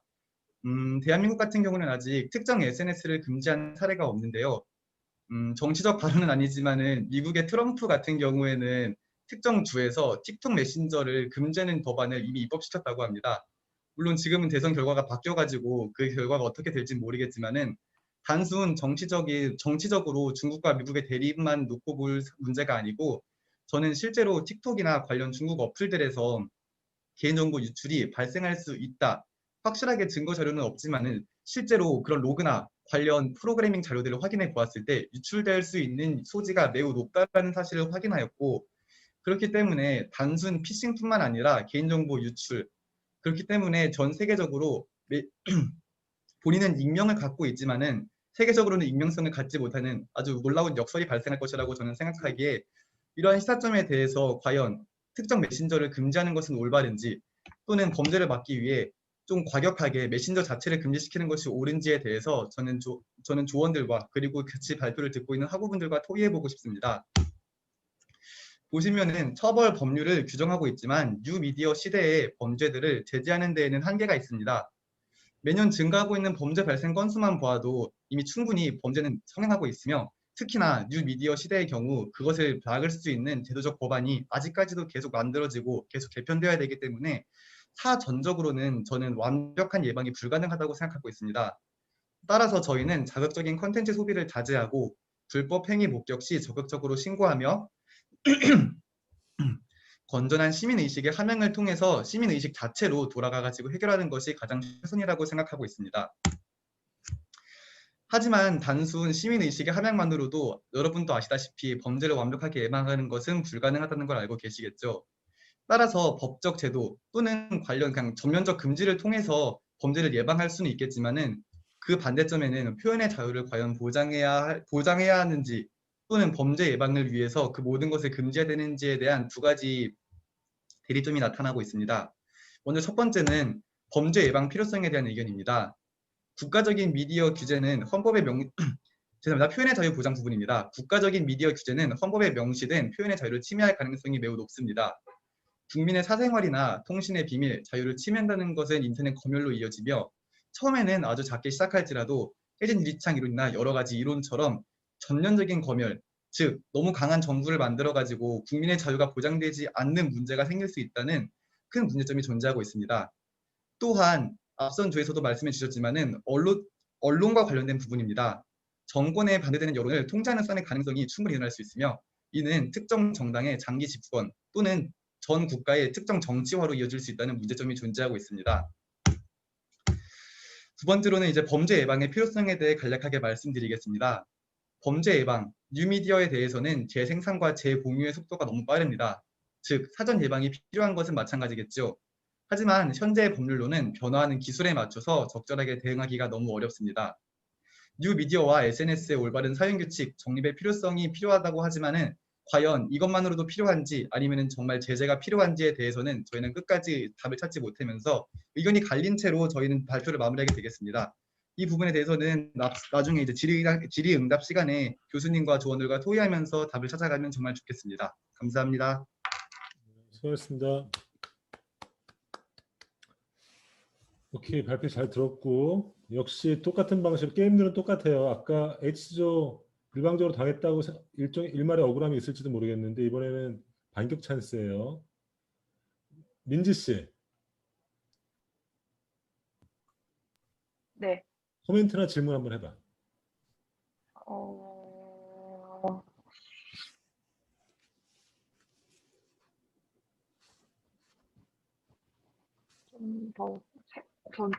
좀 이따 좀 더 생각해보고 말하면 안 될까요? 물론 되지. 근데 꼭 해야 돼. 네네. 세이브 해놨어. 네. 필씨. 네. 필씨 어디 있어? 네. 필씨. 네. 필씨 코멘트나 질문 한번 해봐. 네. 우선 저희가 흔히 알고 있는 상당히 극악무도했던 이제 N번방 관련해서 또 다시 알게 되었고, 또 트위터 대리 입금에 관해서는 처음 들었던 사실이라서 이런 사례들은 굉장히 좋게 봤습니다. 근데 이제 질문이 하나 있는데, 혹시 그러한 사실 처음에 텔레그램 성착취 사건이 터졌을 때도 그 당시에 문제가 됐던 게 이제 텔레그램이 해외 기업이기 때문에 거기서 이제 조사 과정에서 자료 제공이나 이제 협조 면에서 좀 다소 해외 기업이고, 또 본인들의 이런 기업 이미지 때문에 다소 비협조적으로 나온 그런 태도가 있었는데, 사실 이런 관련된 부분에 관해서 발표해 주셨듯이 그런 페이스북이나 유튜브 라이브를 통해서 발생하는 그런 범죄 사건들에 관해서도 계정 정지를 통해서 이제 예방할 수 있다고 발표를 해주셨는데, 그러한 계정 정지에 관해서도 그 순간적으로 일어나는 라이브에서 발생한 사건인데, 이게 사실 그 사용자가 과연 어떤 범죄적인 의도를 가지고 그러한 라이브 방송을 켰는지 판별하기도 어려울 것 같고, 또한 그 라이브 방송이 켜지고 그 캡처본이나 아니면 그런 영상들이 퍼지는 거는 매우 순식간이라서, 과연 그런 부분들을 규제하는 것과 더불어서 이제 앞서 얘기했듯이 그런 외국 기업이나 또한 외국 플랫폼이 이러한 우리 국내에서도 이러한 범죄 사건이 터졌을 때 어떤 식으로 협조를 해주고, 또한 그런 기업들에 대해서는 어떤 제도적 장치를 마련해야 될지 좀 여쭤보고 싶습니다. 좋은 질문이네. 해봐. 답변해봐 한번. 누가 할래? 사실 대한민국 사이버 사대 같은 경우는 실제로 해외 일부 기업과 연계를 해가지고 여러 가지 문제를 해결하는 경우가 많이 알고 계신 거는 아시는 사실일 겁니다. 그런데 이거랑 또 반대되는 사례가 뭐냐면은 FBI인가요? FBI에서도 애플 아이폰 그거 문제를 보안을 풀어달라고 했는데도 걔네 입장에서는 보안이 최우선돼야 되기 때문에 절대 풀어줄 수 없다 해가지고 끝끝내 버틴 여러 가지 문제점들이 발생을 하고 있는데요. 먼저 간략하게 대답을 드리자면은 저는 뉴미디어 범죄 같은 경우는 사전적으로 완전하게 막을 수는 없다는 것이 첫 번째 의견이고, 이건 좀 제 개인의 의견이에요. 저희 조원마다 이게 조금씩 다 달라서요. 그리고 제 두 번째로는 뉴미디어 범죄는 아직 범죄에 대한 경각심이 아직 사람들이 많이 없을 것이라는 게 제 두 번째 의견입니다. 그렇기 때문에 사실 이제 공포적 효과라고 하잖아요. 형법의 존재 이유. 무단횡단하면 벌금 낼까봐 괜히 한 번 더 뒤 둘러보고 신호 지키게 되고 그런 현상들이 많이 발생을 하고 있는데, 뉴미디어 범죄는 정말 나는 안 걸리겠지 하면서 그냥 이렇게 해가지고 뭐 대리 입금하고, 뭐 트위터 보면 요즘에는 청소년들 뭐 담배 사주는 뭐 그런 것들도 되게 많더라고요. 그래서 근데 그런 부분에 대해서 정말 이제 와 이게 안 걸릴 줄 알았는데 이게 걸리네? 라는 그런 사후적에 대한 심의나 이런 것들을 그냥 대한민국 국내 측에서 강화시킴으로써 그런 문제 경각심을 일으켜준다면 저는 충분히 해결될 수 있는 문제 중 하나라고 생각하고 있습니다. 태희 씨 답변이 됐어? 네. 오케이. 연수 씨. 연수 씨는 사라졌네. 제익 씨 한번 해봐. 논평이라는 질문 한번 해봐. 저도 솔직히 그 엠번방 사건은 좀 잘 알고 있었는데 트위터 대금 같은 경우에는 처음 들어봐가지고 이거 발표 통해서 좀 새로운 범죄에 대해서 알게 되는데, 근데 그 트위터 범죄 같은 경우에는 청소년들이 이용하는 게 이제 경제적 관념이 부족해서라기보다는 약간 진짜 돈이 필요하다고 생각해가지고 빌리는 것 같은데, 그거를 교육만으로 경제관념이 생긴다고 해서 과연 트위터 그 대리입금을 하지 않을까 좀 의문이 들어서. 제가 답변해도 될까요? 네. 그 트위터 대리 입금이 가장 문제가 되는 게 매우 소액이에요. 그래가지고 처음에 뭐 몇만 원부터 시작해서 뭐 10만 원, 20만 원, 이제 사람마다 다르지만 주로 어린아이들, 10대들이 자기가 원하는 덕질을 하고 싶어서 이제 조금씩 빌리는 거에서 시작한단 말이에요. 여기서 이제 자기가 생각하는 게 뭐냐면은 이 정도는 금방 갚을 수 있으니까, 이 정도는 엄마가 용돈 다음 달에 주시면은 금방 갚을 수 있으니까, 뭐 이렇게 처음에는 쉽게 생각하고 접근한단 말이죠.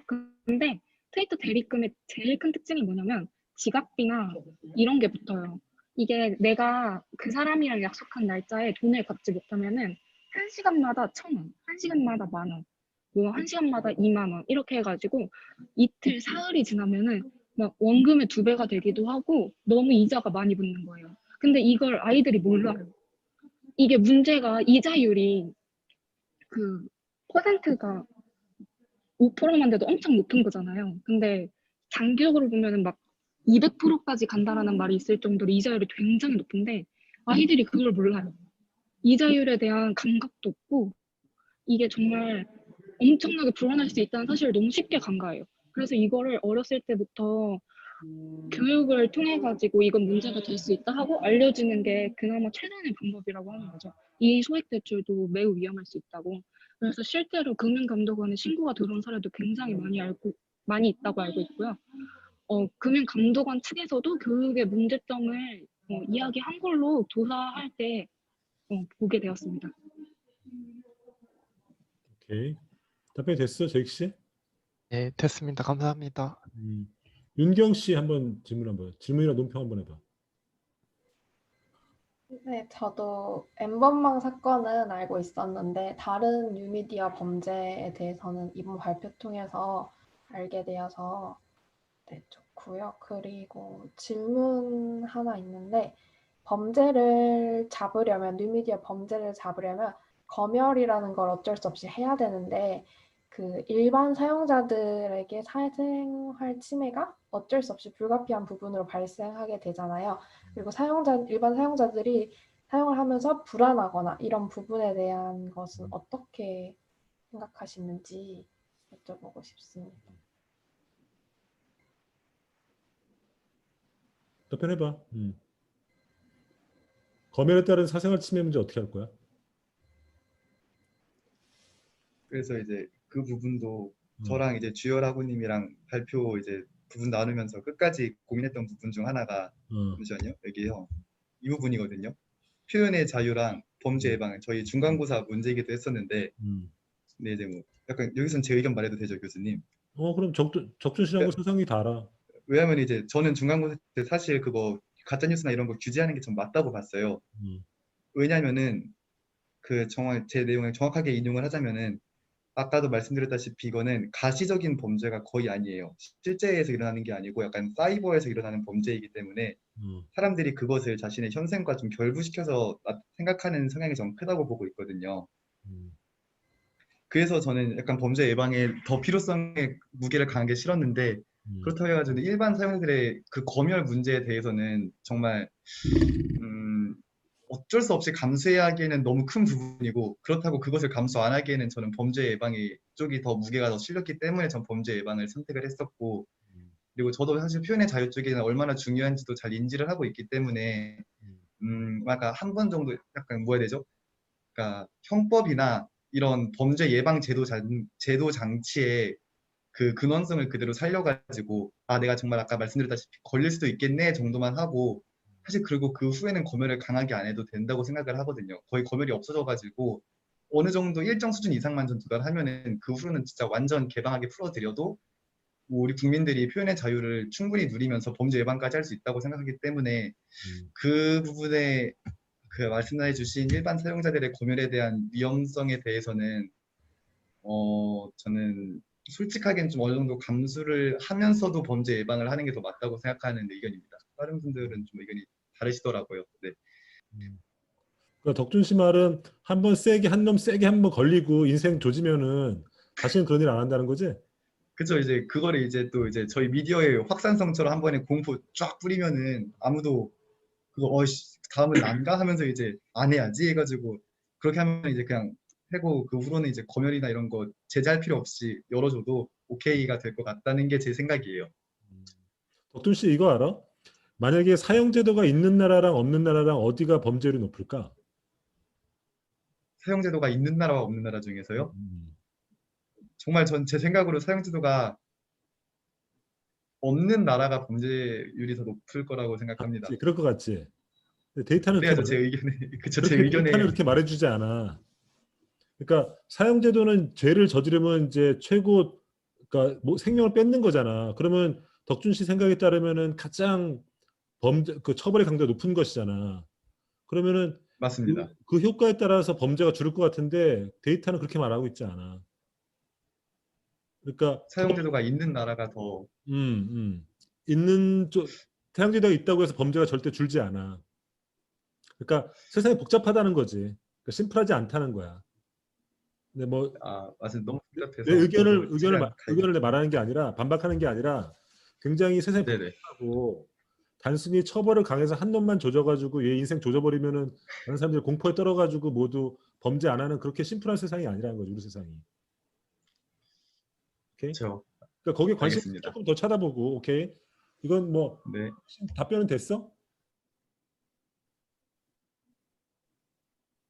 반박할 거 있어, 윤경 씨? 아니요, 네. 답변 됐습니다. 답변이 안 됐지만은 귀찮지. 아니요. 저 한마디만 말해. 한마디만 말해도 되나요? 말해. 저는 그런 누가 생각도 말하는 거지, 했었습니다. 저 임형준이요. 형준 씨. 임형준이요. 네네. 형준 씨 그 얼굴이 안 보여. 아, 네. 보이시나요? 보여.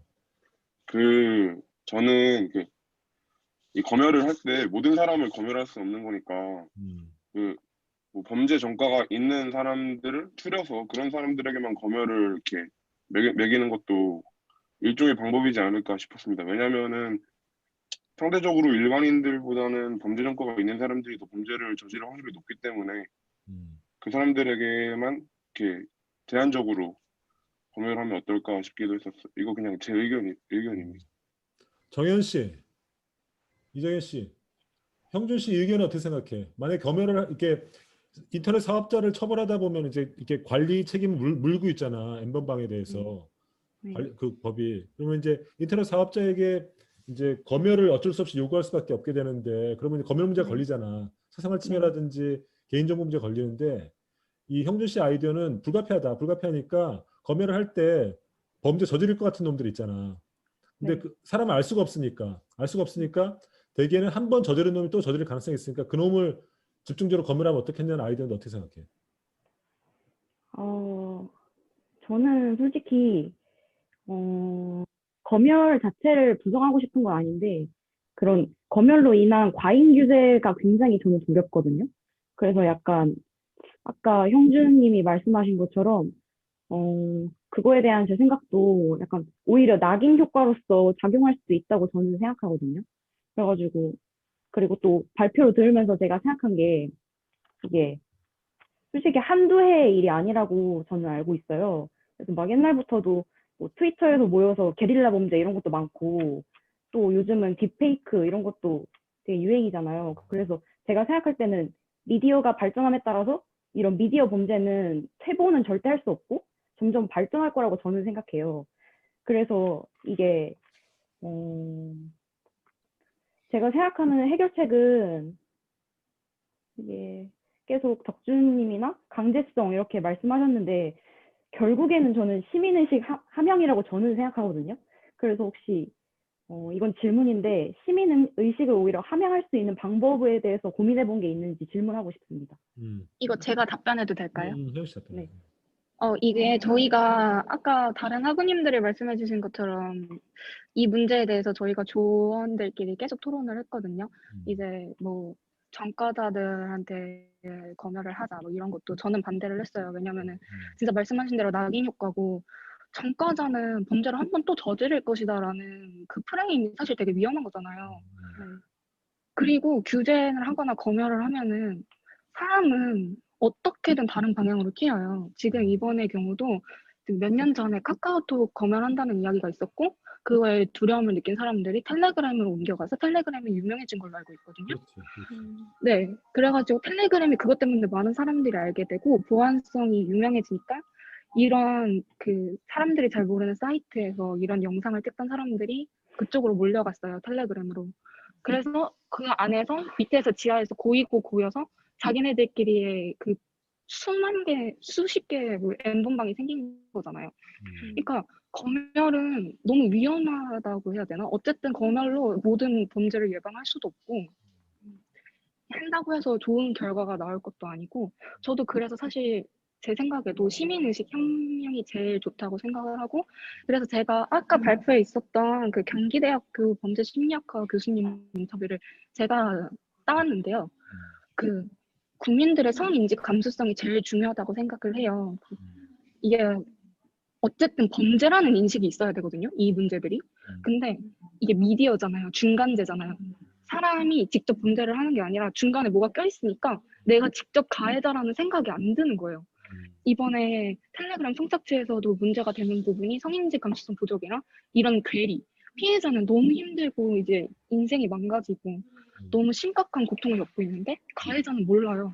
자기가 가해자라는 생각도 별로 없어요. 왜냐면 직접적으로 하는 게 아니라 약간 가운데 뭐가 있고 약간 간접적으로 하는 가해에 대해서 자기의 그 죄책감도 좀 덜해지고 직접적으로 하는 범죄보다. 그러니까 너무 피해자와 가해자 사이의 괴리가 큰 거예요.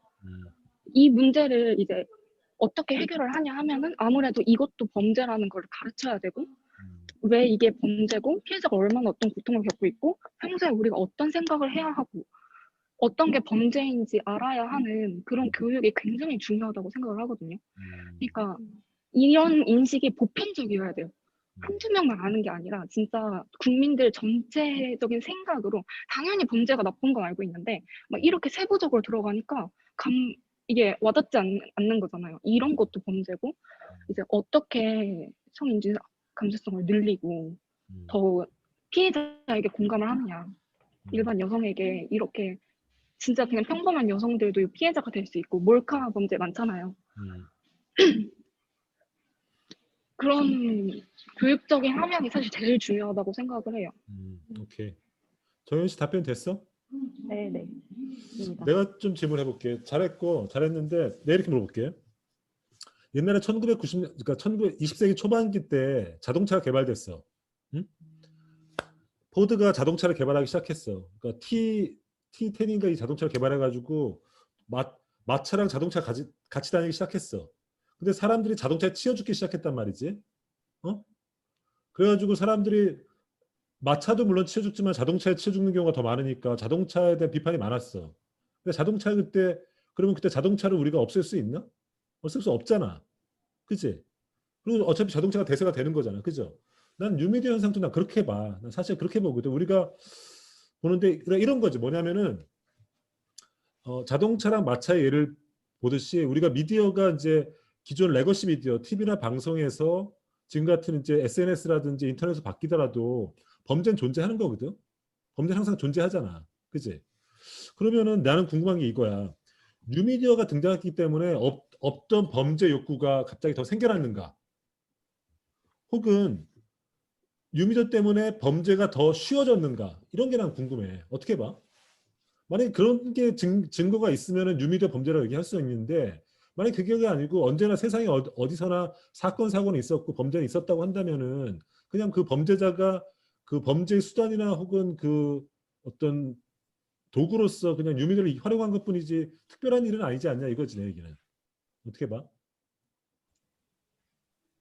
제 생각은 최근에 나타난 엠번방 사건도 저희 이제 20대 약간 젊은 나이에 약간 대학생들이 일으킨 범죄이기 때문에 최대한 약간 뉴미디어가 익명성 뒤에서 많은 사람에게 피해를 주는데 그런 범죄를 일으킨 사람이 20대이고 좀 젊은 나이이고 그리고 뉴미디어를 좀 빠르게 익힐 수 있기 때문에 약간 뉴미디어를 이용한 범죄에서 이제 학습력이 뛰어난 사람들이 그거를 잘 일으키는 거라고 생각합니다. 그러니까 이건 뉴미디어 때문에 생긴 범죄다. 뉴미디어가 만약에 좀 없었더라면 좀 생기지 않았을 텐데 그 뉴미디어 때문에 좀 더 접근성 때문에 좀 더 범죄가 더 쉬워진 것 같다고 생각합니다. 그러니까 뭐 접근성이라든지 익명성 뭐 이런 요소들. 그렇지. 그런 것들이 이제 범죄를 좀 더 용이하게 하고 쉽게 할 수 있는 요소가 있다 이렇게 보는 거지. 그지? 그지? 다음 내 교수님, 질문이 이거 다음 질문이 이거야. 약간 네네. 말씀해. 그 약간 주열하구님 말씀에 덧붙이자면요. 이제 제가 약간 조사한 거에 따르면은 이제 저희가 주로 한 건 이제 뉴미디어가 직접적으로 범죄에 관련되어 있는 사건들이었잖아요. 근데 아까 말씀하신 뉴미디어를 통해서 단순히 쉬워졌는가 아니면 직접적으로 범죄에 이게 개입이 되는가의 그 경계는 저는 사실 모호하다고 생각하는 게 뭐냐면은 전에는 사실 저희가 이제 우리가 TV나 라디오, 신문 이 세 가지만 통해서 정보를 얻을 수가 있었어요. 근데 아시다시피 인터넷이나 이런 게 발달되면서도 그냥 한번 예를 들어 어떤 뉴스가 딱 뜨면은 거기에 후속 뉴스들이 쫘라라락 떠가지고 그냥 그것만 다 읽어도 거의 뭐 백과사전 읽은 것처럼 다 알게 되는 그 정도의 정보 습득 능력이 생겼다고 생각하거든요. 근데 이걸 통해서 오히려 예를 들어서 범죄 사건이 그렇게 기사화가 됐다고 생각을 해보면은 어떤 수법으로 어디서 누가 어떻게 몇 명 정도가 모여서 예를 들어서 그 사람들의 연령대는 얼마나 되는지 이게 너무 상세하게 나와버리니까는 이걸 통해서 과연 저는 이제 한번 의견을 냈었던 게 예방하는 사람들이 많아졌을까 아니면은 이거를 더 안 좋게 만들어가지고 안 걸리게끔 범죄에 사용하는 사람들이 많아졌을까에 대한 생각은 한 번쯤은 해봤거든요. 근데 먼저 여기까지 이 내용까지 여기 넣어버리면은 그쵸 발표가 너무 약간 장황해질 것 같아가지고 넣진 않았었는데 아까 해주신 질문에 대한 답변에 제 의견 조금 추가하자면은 다음과 같습니다. 근데 그리고 저도 혜영 씨, 그 왜 뉴미디어는 어쨌든 사람이 활용을 하는 거잖아요. 그래서 그 교수님 말씀처럼 뉴미디어가 문제냐 하면은 뉴미디어를 뺏어야 하나 뭐 이런 생각까지 뉴미디어를 규제해야 되고 이런 생각까지 이제 사고가 흘러간단 말이에요. 근데 어쨌든 뉴미디어는 도구고 그걸 이용하는 사람이 문제라고 생각을 하거든요. 그래서 뭐 범죄자가 칼로 사람 찔렀다 해서 모든 사람들한테 칼을 뺏진 않잖아요. 칼이 문제라고 하지도 않고 그 사람이 문제라고 하지. 뉴미디어가 무슨 죄가 있어? 죄 지은 놈이 나쁜 놈이지. 그러니까 뉴미디어도 같은 거라고 생각을 해요. 그 사람이 나쁜 거고 사실 뉴미디어를 만들 때 개발자들이 이런 의도를 당연히 생각하지 않았을 거 아니에요. 그래서 제일 큰 문제는 결국 사람이라고 생각합니다. 어쨌든 사람이 하는 범죄고요. 근데 이제 우리가 이제 분석적으로 봐야 될 거는 아까 했듯이 물론 사람이 문제지. 죄를 미워하지 사람 미워하지 말라는데 그거 잘못된 얘기지. 죄가 무슨 죄가 있어. 사람이 잘못했지. 사람이 잘못했는데 뉴미디어라는 어떤 새로운 도구 때문에 더 범죄가 용이해졌다거나 혹은 없던 범죄구가 생겨났다거나 혹은 뭐 이런 것들이 있다면은 그 뉴미디어 자체에 어떤 문제가 생기는 건데 그런 요소들이 있냐 이런 게 난 궁금한 거야 사실은. 근데 아까 뭐 지환 씨가 일종의 답변했다고 봤고 두 번째 난 이런 선택이라고 봐. 이 N번방과 관련돼서 N번방 법을 보니까 이렇게 돼 있더만 인터넷 사업자로 하여금 관리 책임을 주는 거야, 그지? 관리 책임을 주는 거잖아. 그리고 그 과정에서 뭐랄까 이제 관리 책임을 소홀할 경우에 굉장히 강한 처벌을 주고 이렇게 하는 건데 지금 우리나라 포털도 관리 책임이 지어져 있어 지금. 그게 권유 사항이지. 그러니까 삭제 요청을 했을 때 30일 이내에 안 하면은 뭐 어떻게 되고 뭐 이런 조항들이 있긴 있어. 근데 이제 N번방 문제는 그걸 또 강화한 거죠. 근데 이런 문제 같아. 아까 혜영 씨가 잘 얘기했듯이 우리가 텔레그램을 우리가 선택했던 이유는 뭐냐면은 카카오 검열이 들어왔단 말이야. 그러니까 정부가 범죄자 문제에 대해서 카카오의 그 로그를 달라 그랬는데 카카오가 그걸 줘버렸어. 그러니까 사람들이 깜짝 놀란 거지. 전 국민의 거의 대부분이 다 쓰는데 내 정보도 정부가 요구하면 다 털리는구나. 이런 걸 알고 모두가 텔레그램으로 망명을 간 거야. 그리고 나도 그때 망명을 갔었어. 카카오도 물론 쓰지만은 긴밀한 얘기는 카카오 텔레그램에서 해 요새도. 그러니까 보안 문제 걸리거나 혹은 도청에 우려가 있는 얘기 거긴 한단 말이야. 그러니까 뭐냐면은 사실은 우리가 범죄 우려가 있지만 이렇게 익명성이 보장되고 어떤 사생활이 보장되는 세계에 살 것인지 아니면 사생활은 털털털 털리면서도 완전 무결한 범죄 없는 세상에 살 것인지 이런 선택일 수도 있어 사실은. 덕준 씨 어떻게 생각해? 약간 양극단적으로 생각을 하면은 물론 이제 극단적이지. 네. 극단적인데 그렇게 가면은 저는 이제 사생활 털리고 범죄 없는 세상은 못 고를 것 같아요. 저는 솔직하게. 사생활 털리고 범죄 없는 세상 못 고른다? 네. 그지? 못 고르지? 그렇죠. 당연히 못 고를 것 같고. 그렇지 못 고르지. 그거는 국가가 아니고 그렇죠. 그러니까 문제는 무슨 말인가 하면은 세상에 범죄는 항상 존재한다는 걸 난 좀 물론 이제 범죄를 용인하는 건 아닌데 세상에 범죄는 일정하게 존재할 수밖에 없고 그거를 규제로 아까도 H조한테도 똑같이 얘기했는데 규제로 모든 걸 풀 수 있다는 생각은 난 좀 위험한 생각이라고 봐. 그렇잖아. 항상 그 국가의 어떤 권력과 개인의 자유 사이에 긴장이 있는 것이 항상 역사의 발전이거든. 그 미묘한 긴장 속에서 발전해왔는데 어떤 범죄가 있다고 해서 어떤 사회적인 부작용이 있다고 해서 정부가 나서서 거기를 일정하게 완전히 장악하고 완전히 박멸하려고 하는 식의 규제 일변도의 생각은 굉장히 위험하다고 봐. 그리고 내가 하나 재밌는 얘기 해줄게. 그 화성 연쇄살인 사건 알지? 그치? 그리고 그 이후에 강호순 사건 이런 거 있었단 말이야. 그치? 그게 2000년도 중반이야. 근데 그 이후에 연쇄살인마가 없어졌지. 그 후에 연쇄살인마 없지.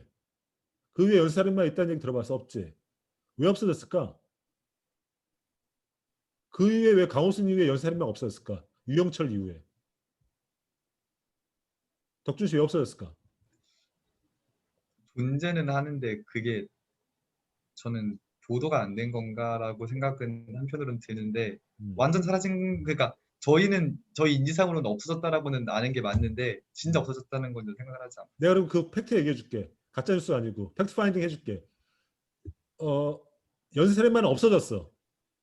보도가 안 된 게 아니라 그냥 없어졌어. 세상에서. 왜 없어졌을까? 생각으로는 CCTV 때문에 맞아. 그런 것 같습니다. 연쇄살인마의 존재는 항상 있었어. 연쇄살인마를 할 성향이 있는 사람들은 항상 존재했는데 초범지르고 다 잡혀가는 거야. 그러니까 화성연쇄살인에는 초범지르고 안 잡혀. 재범질러도 안 잡혀. 삼범질러도 안 잡혀서 연쇄살인마가 됐는데 지금 세상은 그런 연쇄살인마적인 성향을 가진 사람들이 초범지르고 바로 깜빵 가 있어. 그러니까 지금 현재는 연쇄살인마가 다 깜빵에 가 있는 거야. 그러니까 이게 뭐냐면 여러 가지를 함의해 주는 거지. 기술 진보라든지 뉴미디어도 결국은 기술적인 문제잖아. 그잖아. 그러니까 뉴미디어가 이런 범죄도 저지르게 했지만은 자기가 말했듯이 이런 뉴미디어적인 기술 때문에 N번방이라든지 새로운 범죄가 생긴 것도 맞아. 난 그것이 뉴미디어 탓인지 뭔지 모르겠는데. 근데 또 이런 기술의 발전이 연쇄살인마를 없애버렸잖아. 근데 없앤 거는 발생을 없앤 거지 연쇄살인마적인 그 범죄 가능성을 없앤 건 아니야. 그 사람이 재범할 기회를 차단해버린 거지. 왜냐하면 초범 저지르고 잡혀가니까. 그치? 그러니까 조금 너무 나이브한 얘기인지 모르겠지만은 세상의 범죄가 박멸된 완전히 완전무결한 그 깨끗한 세상은 존재하지 않아. 우리는 그냥 범죄와 같이 사는 거야. 그리고 개인의 완전한 자유와 국가의 완전한 어떤 통제도 존재하지 않고 그 균형 속에 사는 거지. 그러니까 그런 긴장을 놓치면은 우리 사고가 일방적으로 갈 수가 있어요. 그죠? 그러니까 이제 그런 긴장을 좀 했으면 좋겠다는 생각을 갖고 특히나 이제 미디어 수업이니까 미디어 수업에서 내가 항상 강조하는 게 뭐지? 반대 얘기를 들으라는 거 아니야. 나랑 생각 똑같은 사람이랑 어울리지 말고 꼴 보기 싫은 사람, 내 귀에 거슬린 사람 얘기를 자주 들으라는 거 아니야. 그지? 그게 우리가 얘기하는 미디어 수업에서 자주 얘기하는 거잖아. 그래서 그런 어떤 그런 반대 의견을 많이 듣고 그래야지 우리 사회가 그런 사람들이 내가 볼 때 꼴 보기 싫지. 당장 박멸시키고 다 몰아내고 싶지. 하지만 그런 사람들이랑 어울려 살 수밖에 없는 거거든. 그잖아. 그런 게 우리 삶의 조건이라는 거야. 이게 미디어 시간에 자꾸만 철학 얘기해서 인생 얘기해서 미안한데 그게 뭐 삶의 조건이라는 거지. 뭐 그렇다는 거야.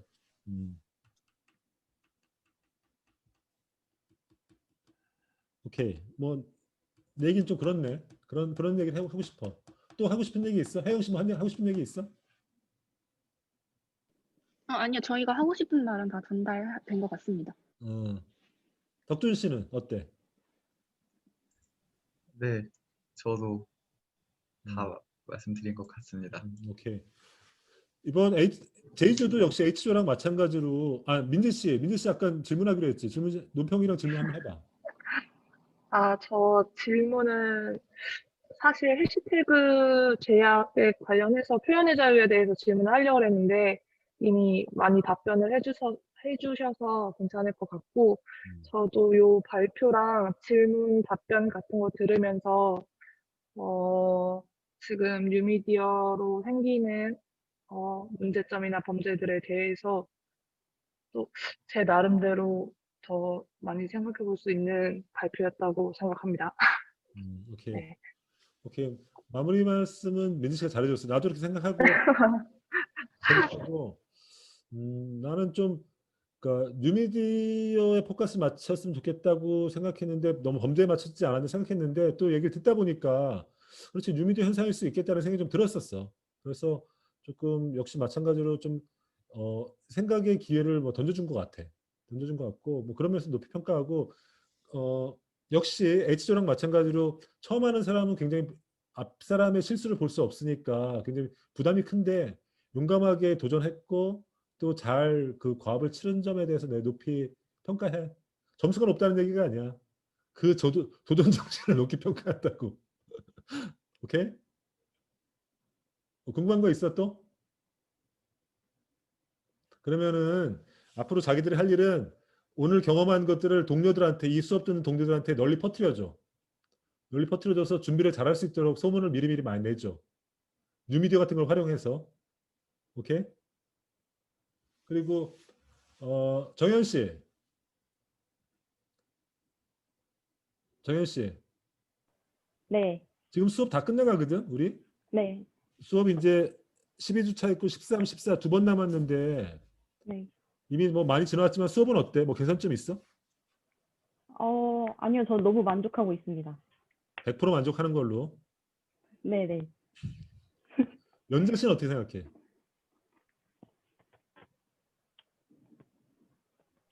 네.